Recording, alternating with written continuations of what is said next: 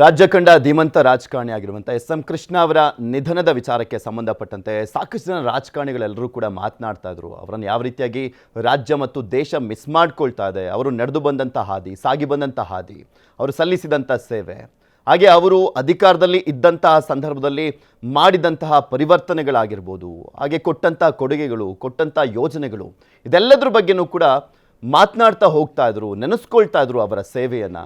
ಹಾಗೆ ರಾಜ್ಯ ಕಂಡಂಥ ಅಪರೂಪದ ರಾಜಕಾರಣಿಗಳಲ್ಲಿ ಇವರು ಕೂಡ ಒಬ್ಬರು.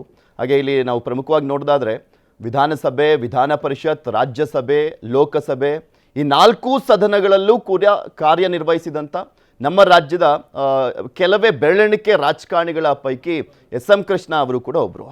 ಪ್ರಧಾನಮಂತ್ರಿಗಳು, ರಾಷ್ಟ್ರಪತಿ, ಉಪರಾಷ್ಟ್ರಪತಿ ಈ 3 ಹುದ್ದೆಯನ್ನು ಹೊರತುಪಡಿಸಿ ಎಲ್ಲ ಹುದ್ದೆಗಳಲ್ಲೂ ಕೂಡ ಕಾರ್ಯವನ್ನು ನಿರ್ವಹಿಸಿದ್ರು. ಯಶಸ್ವಿಯಾಗಿ ಕಾರ್ಯವನ್ನು ನಿರ್ವಹಿಸಿದಂಥವರು ಎಸ್.ಎಂ. ಕೃಷ್ಣ ಅವರು ಇವತ್ತು ರಾತ್ರಿ 2:30 ಸಂದರ್ಭದಲ್ಲಿ ನಿಧನವನ್ನು ಹೊಂದಿದ್ದು ರಾಜ್ಯಕ್ಕೆ ಒಂದು ರೀತಿಯಾಗಿ ಆಘಾತ. ಈ ವಿಚಾರಕ್ಕೆ ಸಂಬಂಧಪಟ್ಟಂತೆ ನೋಡ್ತಾ ಇದ್ವಿ, ಇದ್ರ ಬಗ್ಗೆನೇ ಮಾತನಾಡ್ತಾ ಹೋಗೋಣ. ನಮ್ಮ ಜೊತೆ ಈಗ DP. Satish sir, editorial advisor network 18 south join ಆಗಿದ್ದಾರೆ. ಅವನು ಕೂಡ ಮಾತನಾಡಿಸ್ತಾ ಹೋಗ್ತೀನಿ. Sir, SM. ಕೃಷ್ಣ ಅವರನ್ನು ಯಾವ ರೀತಿಯಾಗಿ ನೆನೆಸ್ಕೊಳ್ಬೋದು ಅಂತ? ಎಸ್.ಎಂ. ಕೃಷ್ಣ ಅವರು ನನಗೆ ವೈಯಕ್ತಿಕವಾಗಿ ತುಂಬ ಚೆನ್ನಾಗಿ ಪರಿಚಯ ಇದ್ದವರು. ಅವರು ಕಳೆದ 26 ವರ್ಷಗಳಲ್ಲಿ ನಾನು ಅವ್ರ ಜೊತೆ ನಿರಂತರವಾಗಿ ಸಂಪರ್ಕದಲ್ಲಿದ್ದೆ. ನಾನು ಈ ಪತ್ರಿಕೋದ್ಯಮಕ್ಕೆ ಬಂದ ಮೇಲೆ, ನಾನು ಪತ್ರಿಕೋದ್ಯಮಕ್ಕೆ ಬಂದಾಗ ಎಸ್.ಎಂ. ಕೃಷ್ಣ ಅವರು ರಾಜ್ಯ ಕಾಂಗ್ರೆಸ್ ಅಧ್ಯಕ್ಷರಾಗಿ ಆಯ್ಕೆಯಾದರು. ಆ ಸಂದರ್ಭದಲ್ಲಿ ಆಮೇಲೆ ಮುಖ್ಯಮಂತ್ರಿಯಾಗಿದ್ದರು, ರಾಜ್ಯಪಾಲರಾಗಿದ್ದರು, ಕೇಂದ್ರದಲ್ಲಿ ವಿದೇಶಾಂಗ ಸಚಿವರಾಗಿದ್ದರು. ಹಾಗೂ ಅವ್ರ ಜೊತೆ ನನಗೆ ಅತ್ಯಂತ ಹತ್ತಿರದ ಒಡನಾಟ ಇತ್ತು. ಇತ್ತೀಚಿನ ವರ್ಷಗಳಲ್ಲಿ ಅವರ ಆರೋಗ್ಯ ಸರಿ ಇರಲಿಲ್ಲ, ಮತ್ತು ಅವರು ಜಾಸ್ತಿ ಯಾರನ್ನೂ ಭೇಟಿ ಕೂಡ ಆಗ್ತಾ ಇರಲಿಲ್ಲ. ಆದ್ದರಿಂದ ನನ್ನ ಸಂಪರ್ಕ ಅಷ್ಟು ಜಾಸ್ತಿ ಇರಲಿಲ್ಲ. ಆದರೆ ಅದಕ್ಕೂ ಮೊದಲು ತುಂಬ ಜಾಸ್ತಿ ಇತ್ತು. ನಾನು ನೋಡಿದಾಗೆ he was in his own league. ಅವರು ಬೇರೆ ರಾಜಕಾರಣಿಗಳ ಥರ ಇರಲಿಲ್ಲ. ಅವರೊಬ್ಬ ಸ್ಟೇಟ್ಸ್ಮನ್ ಪಾಲಿಟಿಷಿಯನ್ ಆಗಿದ್ದರು, one of the tallest leaders of Karnataka. ಆಮೇಲೆ S M. Krishna was a distinguished son of Karnataka. ಅವರು ಈ ರಾಜಕೀಯದಲ್ಲಿ ಬಹುದೊಡ್ಡ ಸಾಧನೆಯನ್ನು ಮಾಡಿದರು, ಮತ್ತು ಅವರು ತಮ್ಮ ಬಗ್ಗೆ ಯಾವತ್ತೂ ಎಲ್ಲೂ ಮಾತಾಡ್ಕೋತಾ ಇರಲಿಲ್ಲ. ಈ ಎಸ್.ಎಂ. ಕೃಷ್ಣ ಅವರು ಬಂದ ಬ್ಯಾಕ್ಗ್ರೌಂಡೇ ಬೇರೆ. ಎಸ್.ಎಂ. ಕೃಷ್ಣ ಅವ್ರನ್ನ ಇವತ್ತು ನೆನಪು ಮಾಡ್ಕೊಳ್ತಾ ಇರೋದಲ್ಲ ಏನು ಅಂದರೆ ಅವರು IT-BT ಮಾಡಿದ್ರು, ಬೆಂಗಳೂರನ್ನು ಗ್ಲೋಬಲ್ ಸಿಲಿಕಾನ್ ಸಿಟಿ ಮಾಡಿದ್ರು ಅಂತಲ್ಲ. ಅದು ನಿಜ, ಅದು ಕೂಡ ಕಾರಣ ಕೂಡ ಹೌದು. ಮುಖ್ಯಮಂತ್ರಿ ಆಗಿದ್ದಾಗ ಅದಾಯಿತು. ಆದರೆ ಎಸ್.ಎಂ. ಕೃಷ್ಣ ಅವರು ಅಷ್ಟೊಂದು ಮಾತ್ರ ಮಾಡಲಿಲ್ಲ. ಏನಾಗಿದೆ ಅಂದರೆ ಎಸ್.ಎಂ. ಕೃಷ್ಣ ಅವರ ಬಗ್ಗೆ, ಅವರು ಮುಖ್ಯಮಂತ್ರಿ ಆಗೋದ್ರ ಮೊದಲು ಏನೇನು ಮಾಡಿದ್ರು ಅಂತ ಭಾಳ ಜನರಿಗೆ ಗೊತ್ತಿಲ್ಲ. ಯಾಕೆ ಅಂದರೆ ಅವರು 92 ವರ್ಷ ಬದುಕಿದ್ದಾರೆ. ಆ ಕಾರಣಗಳಿಂದಾಗಿ ಎಸ್.ಎಂ. ಕೃಷ್ಣ ಅವರು 32ನೇ ಇಸ್ವಿಯಲ್ಲಿ ಸೋಮನಹಳ್ಳಿಯಲ್ಲಿ ಹುಟ್ಟಿದವರು. ಅವರ ತಂದೆ ಮಲ್ಲಯ್ಯನವರು ಆಗಲೇ ಪ್ರಜಾಪ್ರತಿನಿಧಿ ಸಭೆಯ ಸದಸ್ಯರಾಗಿದ್ದರು. ಮಹಾರಾಜರಿಗೆ ಹಾಗಂದಿನ ದಿವಾನ್ ಮಿರ್ಜಾ ಇಸ್ಮಾಯಿಲ್ ಅವರಿಗೆ ತುಂಬ ಆಪ್ತರಾಗಿದ್ದರು. ಎಸ್.ಎಂ. ಕೃಷ್ಣ ಅವರಿಗೆ ಒಳ್ಳೆ ಕುಟುಂಬದಿಂದ ಬಂದಿದ್ದರಿಂದ ಒಳ್ಳೆ ಶಿಕ್ಷಣ ಸಿಕ್ತು. ಅವರು ರಾಮಕೃಷ್ಣ ಮಠದಲ್ಲಿ ಓದಿದರು, ಆಮೇಲೆ ಮೈಸೂರು ವಿಶ್ವವಿದ್ಯಾಲಯದಲ್ಲಿ ಓದಿದರು, ಮಹಾರಾಜ ಕಾಲೇಜಲ್ಲಿ ಓದಿದರು. ಆಮೇಲೆ ಎಸ್.ಎಂ. ಕೃಷ್ಣ ಅವರಿಗೆ ಫುಲ್ ಬ್ರೈಟ್ ಸ್ಕಾಲರ್ಶಿಪ್ ಸಿಕ್ತು. ಎಸ್.ಎಂ. ಕೃಷ್ಣ ಅವರು ಹೇಳ್ತಾ ಇದ್ದರು, ಇಡೀ ಮಂಡ್ಯ ಜಿಲ್ಲೆಯಿಂದ ಅಮೆರಿಕಕ್ಕೆ ಹೋದ ಮೊದಲನೇ ವ್ಯಕ್ತಿ ನಾನು ಅಂತ. ಅವರು 1955ನೇ ಇಸ್ವಿಯಲ್ಲಿ ಅಮೆರಿಕಕ್ಕೆ ಹೋದರು ಫುಲ್ ಬ್ರೈಟ್ ಸ್ಕಾಲರ್ ಆಗಿ. ಅವರು ಇಲ್ಲಿಂದ ಹಡಗ್ನಲ್ಲಿ ಹೋಗಿ ನ್ಯೂಯಾರ್ಕ್ನಲ್ಲಿ ಇಳಿದು ಅಲ್ಲಿಂದ ಅವರು ಟೆಕ್ಸಸ್ ರಾಜ್ಯಕ್ಕೆ ಹೋಗಿ ಅಲ್ಲಿ ಸೌತ್ ಮೆಥಾಡಿಸ್ಟ್ ಯೂನಿವರ್ಸಿಟಿಯಲ್ಲಿ ಮಾಸ್ಟರ್ಸ್ ಆಫ್ ಲಾ ಮಾಡಿದ್ರು. ಆಮೇಲೆ ಅವರಿಗೆ ಭಾರತಕ್ಕೆ ವಾಪಸ್ ಬರಲಿಕ್ಕೆ ಯಾವುದೇ ಆಸೆ ಇರಲಿಲ್ಲ. ಅವರು ವಾಷಿಂಗ್ಟನ್ಗೆ ಹೋದರು. ವಾಷಿಂಗ್ಟನ್ DC ಅಮೆರಿಕದ ರಾಜಧಾನಿಗೆ ಹೋಗಿ ಅಲ್ಲಿ ಅವರು ಕೆಲಸ ಹುಡುಕ್ತಾಯಿದ್ರು. ಒಂದಿನ ಅವರು ಬೆಳಗ್ಗೆ ಯಾವುದೋ ಕಾಫಿ ಶಾಪಲ್ಲಿ ನ್ಯೂಯಾರ್ಕ್ ಟೈಮ್ಸ್ ನ್ಯೂಸ್ ಪೇಪರ್ ನೋಡ್ತಾ ಇದ್ದಾಗ ಒಂದು ಅಡ್ವರ್ಟೈಸ್ ನೋಡಿದ್ರಂತೆ. ಅದರಲ್ಲಿ ಅಮೆರಿಕನ್ ಮ್ಯಾನುಫ್ಯಾಕ್ಚರಿಂಗ್ ಅಸೋಸಿಯೇಷನ್ನವರು ಒಂದು ಕೆಲಸ ಖಾಲಿ ಇದೆ ಅಂತ ಇದು ಮಾಡಿದ್ದಾರೆ ಅಂತ, ಜಾಹೀರಾತು ಹಾಕಿದ್ದಾರೆ ಅಂತ. ಅದು ಮೆಸೆಂಜರ್ ಅನ್ನೋ ಕೆಲಸಕ್ಕೆ ಜಾಹೀರಾತು. ಇವ್ರಿಗೆ ಮೆಸೆಂಜರ್ ಅಂದರೆ ಏನಂತ ಗೊತ್ತಿರಲಿಲ್ಲ. ಇವರು ಬಹುಶಃ ಯಾವುದೋ ಪೋಸ್ಟ್ ಮ್ಯಾನು, ಈ ಕೊರಿಯರ್ ಕೆಲಸ ಅಂತ ಹೋಗ್ಬಿಟ್ಟಿದ್ರಂತೆ.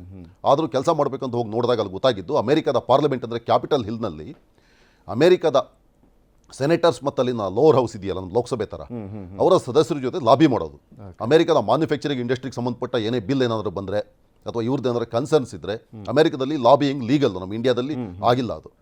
ಆ ಕೆಲಸಕ್ಕೆ ಸೇರಿಕೊಂಡ್ರು. ಕೃಷ್ಣ ಅವರಿಗೆ ಒಳ್ಳೆ ಓದು ಬರಹ ಇದ್ದಿದ್ದರಿಂದ ಮತ್ತು ಭಾಳ ಪ್ಲೀಸಿಂಗ್ ಪರ್ಸ್ನಾಲಿಟಿ ಆಗಿದ್ದರಿಂದ ಅವರು ಬಹಳ ಬೇಗ ಅಮೆರಿಕದ ಬಹುದೊಡ್ಡ ನಾಯಕರುಗಳ ಸಂಪರ್ಕಕ್ಕೆ ಬಂದರು.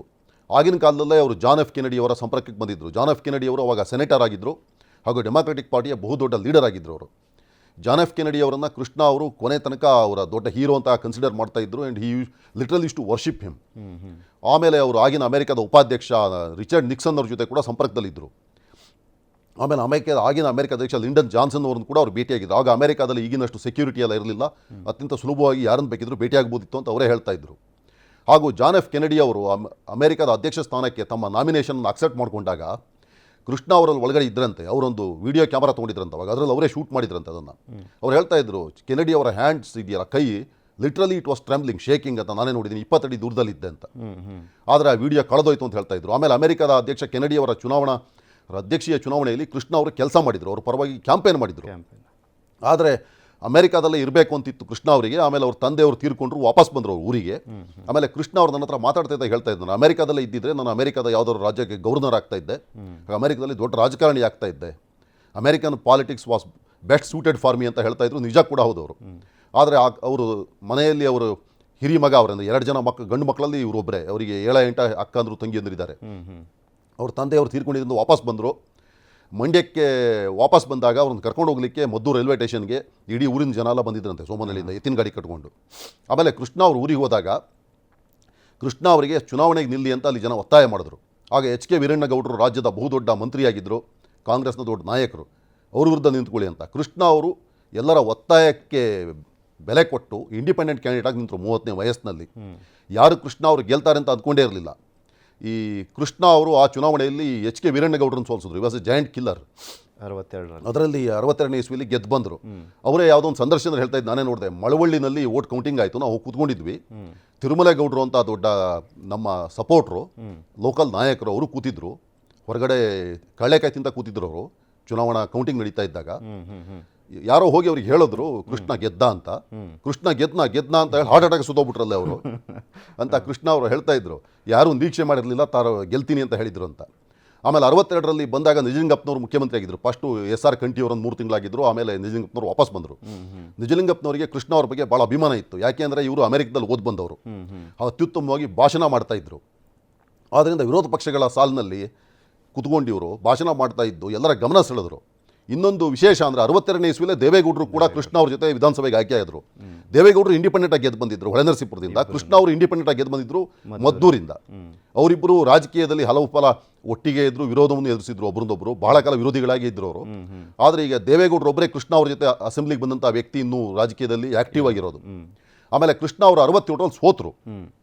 ಆಮೇಲೆ ಮತ್ತವರು ಲಾಯರ್ ಕೆಲಸ ಮಾಡ್ಕೊಂಡಿದ್ರು ಇಲ್ಲಿ ಬೆಂಗಳೂರಿನಲ್ಲಿ ಹೈಕೋರ್ಟ್ನಲ್ಲಿ. ಆದರೆ ಅವರಿಗೆ ಏನಾಗಿತ್ತು ಅಂದರೆ 68ರಲ್ಲಿ ಮಂಡ್ಯದಲ್ಲಿ ಲೋಕಸಭಾ ಉಪಚುನಾವಣೆ ನಡೀತು. ಅಲ್ಲಿ ಈಗಿನ MS ಆತ್ಮಾನಂದ ಕಾಂಗ್ರೆಸ್ ನಾಯಕ, ಅವರ ತಂದೆ ಶಿವರುದ್ರಯ್ಯನವರು MP ಆಗಿದ್ರು, ತೀರ್ಕೊಂಡ್ರು ಅವರು. ಶಿವನಂಜಪ್ಪ ಅಂತ ಇರಬೇಕು ಅವ್ರ ಹೆಸರು. ಆ ಥರ 68ನೇ ಇಸ್ವಿಯಲ್ಲಿ SM ಕೃಷ್ಣ ಅವ್ರನ್ನ ಪ್ರಜಾ ಸೋಷಲಿಸ್ಟ್ ಪಾರ್ಟಿಯಿಂದ ಚುನಾವಣೆ ನಿಲ್ಲಿಸಿದ್ರು. ಆ ಚುನಾವಣೆಯಲ್ಲಿ ಎಲ್ಲರಿಂದ ದುಡ್ಡೆತ್ತಿ ಚುನಾವಣೆ ಮಾಡಿ ಕೃಷ್ಣ ಅವರು ಚೌಡಯ್ಯನವ್ರನ್ನ ಸೋಲಿಸಿದ್ರು. ಕೃಷ್ಣ ಅವರು ಅದು ಯಾವುದೋ ಒಂದು ಸಂದರ್ಶನದಲ್ಲಿ ಹೇಳ್ತಾ ಇದ್ದು, ನಾನೇ ನೋಡ್ತಾ ಇದ್ದೆ. ಮತ್ತೆ ನಾನು ನಾಮಿನೇಷನ್ ಫೈಲ್ ಮಾಡಲಿಕ್ಕೆ ಮಂಡ್ಯ DC ಆಫೀಸಿಗೆ ಮೆಟ್ಲು ಹತ್ಕೊಂಡು ಮೇಲೆ ಹೋಗ್ತಾ ಇದ್ದೆ. ಚೌಡಯ್ಯನವರು ದೊಡ್ಡ ನಾಯಕರು, ಅವರು ಇಳಿದು ಬರ್ತಾ ಇದ್ರು ನಾಮಿನೇಷನ್ ಫೈಲ್ ಮಾಡಿ. ನಾನು ನಮಸ್ಕಾರ ಅಂದೆ, ಅವರು ನನಗೆ ನಮಸ್ಕಾರ ಅಂದರು. ಆಮೇಲೆ ನೋಡಿ, ಯಾರೋ ಎಲ್ಲ ಒತ್ತಾಯ ಮಾಡಿದ್ದಾರೆ, ಪ್ರಜಾಪ್ರಭುತ್ವದಲ್ಲಿ ಯಾರಾದರೂ ಚುನಾವಣೆ ನಿಲ್ಲಬೇಕು, ನಿಮ್ಮ ವಿರುದ್ಧ ಗೆಲ್ತೀನಿ ಅನ್ನೋ ಭರವಸೆ ನನಗಿಲ್ಲ, ಚುನಾವಣೆ ಆಗಬೇಕಲ್ಲ, ಯಾರು ನಿಲ್ಲಬೇಕಲ್ಲ ವಿರೋಧ ಪಕ್ಷದಿಂದ, ಅದಕ್ಕೆ ನಿಂತಿದ್ದೀನಿ ಅಂತ ಹೇಳಿದೆ. ಅವ್ರು ಸ್ವಲ್ಪ ಗತ್ತು ಟೇಂಕಾರದ ಮನುಷ್ಯ, ಆಗಲಿ ಅಂತ ಹೇಳ್ಕೊಂಡು ಇಳಿದು ಹೋದರು. ಆದರೆ ಅದು ಹೇಗಿತ್ತು ಅಂದರೆ, ನಾನು ಮೇಲೆ ಹತ್ತಾ ಇದ್ದವ್ರು ಕೆಳಗೆ ಇಳಿತಾ ಇದ್ರು, ನಾನು ಗೆದ್ದೆ ಅವ್ರು ಸೋತರು ಆ ಚುನಾವಣೆಯಲ್ಲಿ ಅಂತ ಕೃಷ್ಣ ಅವ್ರು ಹೇಳ್ತಾ ಇದ್ರು. ಅದರಲ್ಲಿ ಮದ್ದೂರು ಜನ ಸೋಲ್ಸ್ಬಿಟ್ರು, ಅನ್ಯಾಯ ಮಾಡಿಬಿಟ್ರು ಅನ್ನೋ ಕಾರಣಕ್ಕೆ ಶ್ರೀರಂಗಪಟ್ಟಣ, ನಾಗಮಂಗಲ ಜನ ಓಟ್ ಆಗಿದ್ರು ಅವರಿಗೆ. ಆಮೇಲೆ ಇನ್ನೊಂದು, ಆಗಿನ ಹಿಂದಿ ವಿರೋಧಿ ಚಳುವಳಿ ಬಹಳ ಉಗ್ರವಾಗಿ ನಡೀತಾ ಇತ್ತು. DMK ನಾಯಕ ಅಣ್ಣಾದೊರೈ ಅವರು ಇವ್ರ ಪರ ಪ್ರಚಾರ ಮಾಡಲಿಕ್ಕೆ ಅಲ್ಲಿನ ಲೀಡರ್ಗಳನ್ನು ಕಳಿಸಿದ್ರಂತೆ, ನಾಂಜಿಲ್ ಮನೋಹರನ್ ಅವ್ರನ್ನೆಲ್ಲ. ಇವ್ರ ಭಾಷಣದಲ್ಲಿ ಕೃಷ್ಣ ಅವರೇ ಹೇಳ್ತಾ ಇದ್ರು, ಹಿಂದಿ ವಿರೋಧಿ ಚಳುವಳಿ ಕೂಡ ನನಗೆ ಕಾರಣ ಆಯಿತು, ಕಾಂಗ್ರೆಸ್ ಹಿಂದಿ ಪರವಾಗಿದ್ದ ಪಕ್ಷ ಅಂತ ಜನ ನನಗೆ ಓಟ್ ಹಾಕಿದ್ರು, ಅದರಿಂದ ನಾನು ಗೆದ್ದು ಬಂದೆ ಅಂತ ಕೃಷ್ಣ ಅವ್ರು ಹೇಳ್ತಾ ಇದ್ರು. ಆದರೆ ಅವರು ಪಾರ್ಲಿಮೆಂಟಿಗೆ ಹೋದ ಮೇಲೆ ಅವರು ಪಕ್ಕಾ ಸೋಷಿಯಲಿಸ್ಟ್ ಆಗಿದ್ರು. ಅವರು ಜೊತೆ HV ಕಾಮತ್ ಅಂತ ಒಬ್ಬರು ನಮ್ಮ ಕರ್ನಾಟಕದವರೇ ಇದ್ದರು, ಹರಿವಿಷ್ಣು ಕಾಮತ್ ಅಂತ. ಅವರು ಮಂಗಳೂರಿನವರು. ಆದರೆ ಅವರು ಕರ್ನಾಟಕದಲ್ಲಿ ರಾಜಕೀಯ ಮಾಡ್ತಾ ಇರಲಿಲ್ಲ, ದೊಡ್ಡ ಸೋಷಿಯಲಿಸ್ಟ್ ಲೀಡರು. ಅವರು ಮಧ್ಯಪ್ರದೇಶದ ಹೋಶಂಗಾಬಾದ್ನಿಂದ ಎಲೆಕ್ಷನ್ ಗೆಲ್ತಾ ಇದ್ರು. ಅವ್ರ ಜೊತೆ ಮತ್ತೆ ಅಸ್ಸಾಂನ ಬರುವಾ ಅವ್ರ ಜೊತೆ, ನಾಥ್ ಪೈ ಅವ್ರ ಜೊತೆ ಎಲ್ಲ ಭಾಳ ಹತ್ತಿರದ ಸಂಪರ್ಕದಲ್ಲಿ ಕೃಷ್ಣ ಅವರಿದ್ದರು. ಆಗ ಇಂದಿರಾ ಗಾಂಧಿ ಅವರು ಪ್ರಧಾನಮಂತ್ರಿ ಆದರು, ಲಾಲ್ ಬಹದ್ದೂರ್ ಶಾಸ್ತ್ರಿ ತಿರ್ಕೊಂಡ ಮೇಲೆ ಆಗಿದ್ರಲ್ಲ. ಇಂದಿರಾ ಗಾಂಧಿ ಅವರ ರಾಜಕೀಯ ಸಂಪೂರ್ಣವಾಗಿ ಸೋಷಿಯಲಿಸ್ಟ್ ಆಗಿತ್ತು, ಸಮಾಜವಾದಿ ರಾಜಕೀಯ. ಬ್ಯಾಂಕ್ ರಾಷ್ಟ್ರೀಕರಣ, ಪ್ರಿವಿ ಪರ್ಸ್ ರದ್ದತಿ, ರಾಜಧನ ರದ್ದತಿ ಎಲ್ಲ ಮಾಡಿದ್ರು. ಕೃಷ್ಣ ಅವ್ರಿಗೆ ಭಾಳ ಇಷ್ಟ ಆಯ್ತಂಥದ್ದು. ಆದ್ದರಿಂದ ಸೋಷಿಯಲಿಸ್ಟ್ಗಿಂತ ಜಾಸ್ತಿ ಸೋಷಿಯಲಿಸ್ಟು. ಅವ್ರು ಹೇಳ್ತಾ ಇದ್ರು, Indira Gandhi was more socialist ಅಂತ ಒರಿಜಿನಲ್ ಸೋಷಿಯಲಿಸ್ಟ್. ಇನ್ನು ಸೋಷಿಯಲಿಸ್ಟ್ ಪಕ್ಷ ಇಟ್ಕೊಂಡು ಏನು ಮಾಡಬೇಕಾಗಿದೆ ಅಂತ ನಾನು ಇಂದಿರಾ ಗಾಂಧಿ ಅವ್ರು ಕರೆದ್ರು, ಹೋಗಿ ಸೇರಿಕೊಂಡೆ. ಆಮೇಲೆ ಇಂದಿರಾ ಗಾಂಧಿ ಅವರು ಭಾಳ ಇಷ್ಟ ಆದರು ನನಗೆ. ನೆಹರು ಅವ್ರ ಬಗ್ಗೆ ನನಗೆ ಅಂತ ಒಲವಿರಲಿಲ್ಲ, ಅವ್ರ ರಾಜಕೀಯದ ಬಗ್ಗೆ. ಆದರೆ ಇಂದಿರಾ ಗಾಂಧಿ ನನಗೆ ಭಾಳ ಇಷ್ಟ ಆದರು. She was a true socialist. ಆಮೇಲೆ who really cared for poor people and country ಅಂತ ಸೇರ್ಕೊಂಡೆ ಅಂತ ಹೇಳ್ತಾ ಇದ್ರು. 1971 ಪಾರ್ಲಿಮೆಂಟ್ ಎಲೆಕ್ಷನ್ ಮಂಡ್ಯದಿಂದ ಗೆದ್ದು ಬಂದರು ಅವರು. 1972ನಲ್ಲಿ ದೇವರಾಜ ಅರಸು ನೇತೃತ್ವದ ಇಂದಿರಾ ಕಾಂಗ್ರೆಸ್, ನಿಜಲಿಂಗಪ್ಪ ನೇತೃತ್ವದ ಕಾಂಗ್ರೆಸ್ಸನ್ನು ನಿರ್ನಾಮ ಮಾಡ್ತು ಕರ್ನಾಟಕದಲ್ಲಿ. ಅರಸರು ಕೃಷ್ಣ ಅವರ ಕುಟುಂಬಕ್ಕೆ ಅತ್ಯಂತ ಆಪ್ತರು. ಅರಸರು ಕೃಷ್ಣ ಅವರ ತಂದೆ ಮಲ್ಲಯ್ಯನವರ ಸಮಕಾಲೀನ ಅವ್ರ ಜೊತೆ ಇದ್ದರು, ಅವ್ರಿಗಿಂತ ಕಿರಿಯರು. ಪ್ರಜಾಪ್ರತಿನಿಧಿ ಸಭೆಯಲ್ಲಿ ಅವರು ಕೂಡ ಸದಸ್ಯರಾಗಿದ್ದರು. ಆಮೇಲೆ ಅರಸು ಅವರು ಇಂದಿರಾ ಗಾಂಧಿ ಅವ್ರಿಗೆ ಹೇಳಿದ್ರಂತೆ, ಕೃಷ್ಣ ಬುದ್ಧಿವಂತ, ಹೆಂಗಿದ್ದಾರೆ ಇವರು, ಇಲ್ಲಿ ಬರೀ ಎಂ ಪಿ ಆಗಿ ಕೂತ್ಕೊಂಡ್ರೆ ಏನು ಪ್ರಯೋಜನ ಇಲ್ಲ, ನಮ್ಮ ಕರ್ನಾಟಕಕ್ಕೆ ವಾಪಸ್ ಕಳಿಸಿ, ಅವ್ರನ್ನ ನಾನು ಮಂತ್ರಿ ಮಾಡ್ತೀನಿ ಅಂತ. ಇಂದಿರಾ ಗಾಂಧಿ ಹೇಳಿದ್ರಂತೆ, ಆಯಿತು ಕೃಷ್ಣ ಒಪ್ಪಿದ್ರೆ ಕರ್ಕೊಂಡು ಹೋಗುವಂತ. ಕೃಷ್ಣ ಅವ್ರು ಒಪ್ಕೊಂಡ್ರಂತೆ, ವಾಪಸ್ ಬಂದರು. ಇಲ್ಲಿ ಬಂದವರು ಎಂ ಪಿ ಪೋಸ್ಟ್ಗೆ ರಾಜೀನಾಮೆ ಕೊಟ್ಟು MLC ಆಗಿ ಮಿನಿಸ್ಟರ್ ಆದರು. ಕೃಷ್ಣ ಅವರು ಎಜುಕೇಟೆಡ್ ಆಗಿದ್ದರಿಂದ ಅರಸು ಅವರನ್ನು ಎಜುಕೇಷನ್ ಮಿನಿಸ್ಟರ್ ಮಾಡಬೇಕು ಅಂತ ಹೇಳಿ ಲಿಸ್ಟಲ್ಲಿ ಬರೆದಿದ್ರಂತೆ SM ಕೃಷ್ಣ ಎದುರುಗಡೆ ಶಿಕ್ಷಣ ಅಂತ. SM ಕೃಷ್ಣ ಅದನ್ನು ನೋಡಿ, ಸರ್ ನನಗೆ ಶಿಕ್ಷಣ ಬೇಡ, ನನಗೆ ಕೈಗಾರಿಕೆ ಕೊಡಿ ಅಂದ್ರಂತೆ. ಅರಸು ಅವರಿದ್ದವರು ಅವಾಗ ಕೈಗಾರಿಕೆಗೆ ಅಂತ ಪ್ರಾಧಾನ್ಯತೆ ಇರಲಿಲ್ಲ. ಅರಸು ಅವರು ಒಂಥರ ವಿಚಿತ್ರವಾಗಿ ನೋಡಿ ಆಯ್ತು ಸರಿ ಅಂತ ಕೊಟ್ರಂತೆ. ಕೃಷ್ಣ ಅವರನ್ನ ನಾನು ಯಾಕೆ ಈ ವಿಷಯ ಹೇಳಿದೆ ಅಂದರೆ, ITBT ಬಗ್ಗೆ ಮಾತಾಡ್ತಾರಲ್ಲ, ಪೀಣ್ಯ ಇದೆ ಇಂಡಸ್ಟ್ರಿಯಲ್ ಏರಿಯಾ ಇದೆಯಲ್ಲ, ಅದನ್ನು ಕೃಷ್ಣ ಅವರು ಸ್ಥಾಪನೆ ಮಾಡಿದ್ರು. ಅರಸರ ಕಾಲದಲ್ಲಿ ಪೀಣ್ಯ ಇಂಡಸ್ಟ್ರಿಯಲ್ ಏರಿಯಾ ಏಷ್ಯಾದ ಅತಿ ದೊಡ್ಡ ಇಂಡಸ್ಟ್ರಿಯಲ್ ಹಬ್ ಆಗಿತ್ತು, ಮ್ಯಾನುಫ್ಯಾಕ್ಚರಿಂಗ್ ಹಬ್. ಇವತ್ತಿಗೂ ಅದು ಈ ದೇಶದ ಅತಿ ದೊಡ್ಡ ಇಂಡಸ್ಟ್ರಿಯಲ್ ಹಬ್ಗಳಲ್ಲಿ ಒಂದು. ಅದನ್ನು ಅರಸರ ನೇತೃತ್ವದಲ್ಲಿ ಕೃಷ್ಣ ಅವರೇ ಡೆವಲಪ್ ಮಾಡಿದ್ದು, ಅದನ್ನು ಅತಿ ದೊಡ್ಡ ಇದಾಗಿ. ಅಮೆರಿಕಾದಲ್ಲಿದ್ದು ಕೃಷ್ಣ ಅವರು ಇಂಡಸ್ಟ್ರಿಯನ್ನು ನೋಡಿದ್ರು, ಅಮೆರಿಕ ಹೇಗೆ ಕೈಗಾರಿಕೀಕರಣವನ್ನು ಮಾಡಿದೆ ಅಂತ. ಅವಾಗ ITBT ಯಾವುದು ಇರಲಿಲ್ಲ.